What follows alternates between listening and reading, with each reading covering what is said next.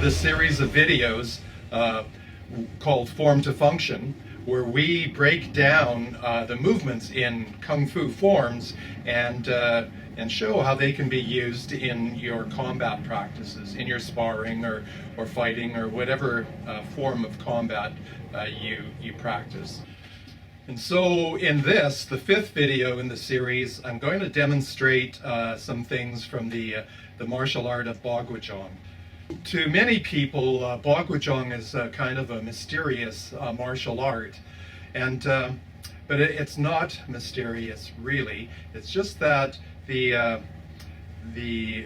point of, or the take on body mechanics and combat strategy is something that's different from probably most other martial arts.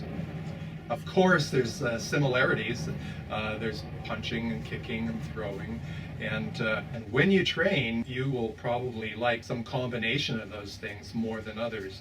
And that's going to depend on your physique, the way you think about things, and just your basic characteristics. So different people are going to look different when they practice this art, but they should, the principles underneath what they're doing should be the same. So there's a few major schools: the Yin style school and the Cheng, spelled C-H-E-N-G usually, styles of Baguazhang, and they appear quite different, and so again that's a little bit confusing, which leads to the mysteries, but underneath they follow similar principles. So today I'm going to demonstrate a technique that's in these their forms called Zoma Huaxie, and yeah, I know I murder Mandarin, but please forgive me. So, but it translates into something like scooping something up from being while you're on a horse that's walking, a moving horse.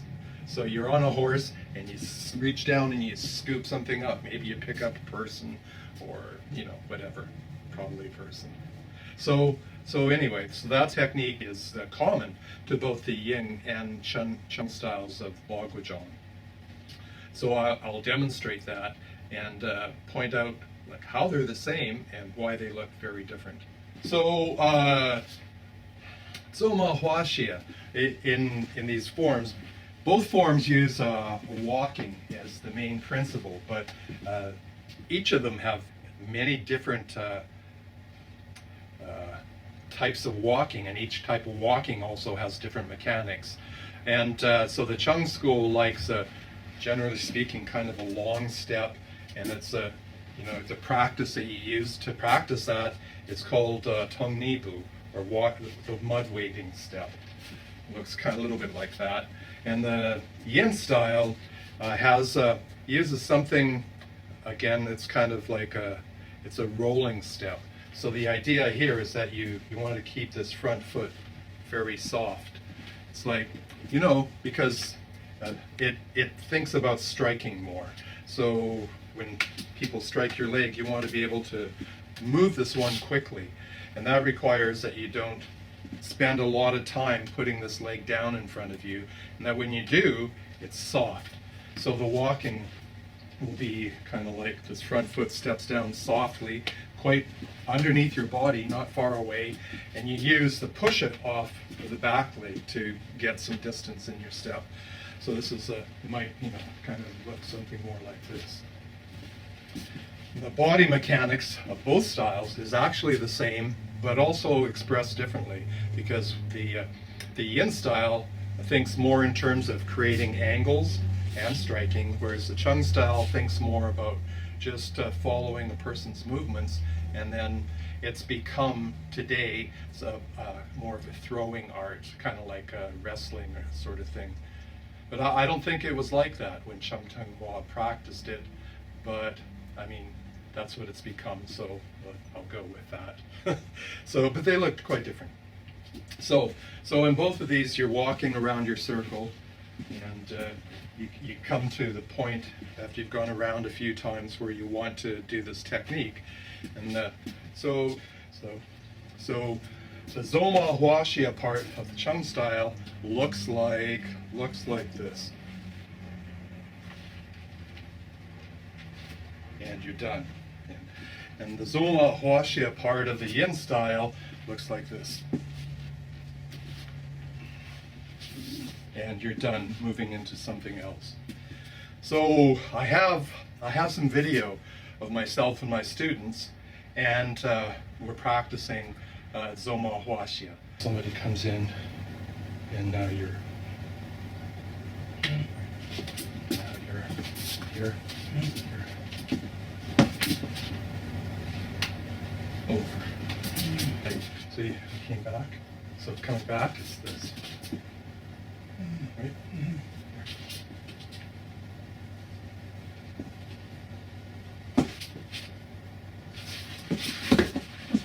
Yeah. Now move. Yeah. Yeah. Here, hit. So we practice feeling.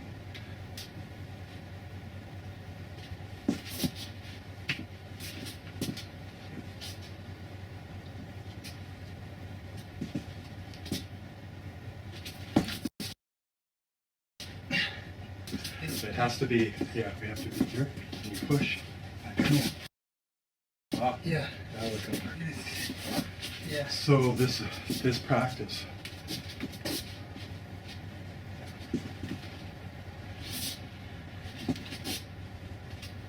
Yeah, you go even slower, then we can feel.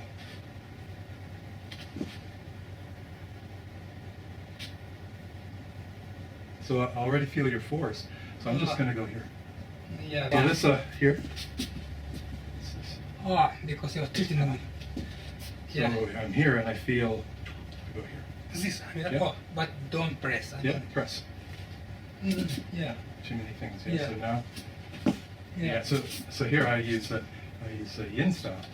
Yeah. And you try to regain your balance. No, you regain your balance too. Oh, this. Yeah. So when you pull back like that, Yin style, I'm gonna go here. So a Cheng style is this. Yin style has this. Oh yeah. It's Yeah. So I guess you could kind of summarize the difference between these styles as the Cheng style. The feet don't move so fast; it's more planted, but the body method is softer and more pliable, and that's used a little bit more for making the techniques work. In the Yin style, the body is a little less pliable, but the feet are agile, and the movement turning around and repositioning your body quickly and making sudden movements is more prominent in the Yin style. So this idea of listening, that's what we call there's a few ways to listen. You can listen through the sense of touch, but you can also listen through what you see, and you can also listen normally through what you hear. So those are sort of the three ways of listening to what an opponent is doing. So this concept of listening is studied in depth in Baguazhang and actually also in Long Fist. So this technique, Zoma Huaxia, is an important aspect of our Sanda program. Sanda, for those of you that don't know, is a sport fighting format it's actually been part of traditional Kung Fu for since 2500 BC. That's when the Yellow Emperor was said to have started what became the beginnings of the martial arts that we call Kung Fu now. So there's translations of ancient documents that confirm that, but 2500 BC, that's a long time ago. In fact, Buddha would not exist for another 2,000 years after that time. Muhammad wouldn't exist for even longer than that. And Taoism, about the same, as the modern concept of Taoism that we have now would have begun around, maybe 600 AD, somewhere around that period of time. So to say that, there are people who say that Kung Fu began with from the Buddha and began in India. It's like, well, if you forget about 2,000 years of prehistory, you could say that. And there are others that claim that it's parts of it are Islamic. And it's the same story. You could say that if you were willing to forget about 2,000 years of Kung Fu development. Having said that, both the Buddha and Islam were huge influences in modern times in Chinese Kung Fu. So there's no, you should not ignore that. But to say that our martial arts started with those, I don't know, I guess, people, that would be entirely wrong. So back to Sanda. So Sanda, again, is a kind of organized fighting, sports fighting really, between consenting individuals. But it's old. So, and there's a modern version. It's also called Sanda, and it's competes in sort of kickboxing with Muay Thai and kickboxing people and anyone really that wants to try it. And they're also pretty. They're also compete in Muay Thai and stuff, and they win quite a lot. So anyway, Sanda as an art is a mix of striking, grappling, and throwing. But you only have 2 seconds from the time you begin to grapple to the time you throw someone. So that's sort of comes from how well developed this art was in the past and should be now, is that if you don't have the skill to grapple and throw somebody within 2 seconds, then your grappling and throwing skills are not up to par. So you should go practice for a while before you compete. So this technique, Zoma, you will see it, it's prevalent in Sanda, but it happens so fast that unless you know what it is, you don't actually see what's happening.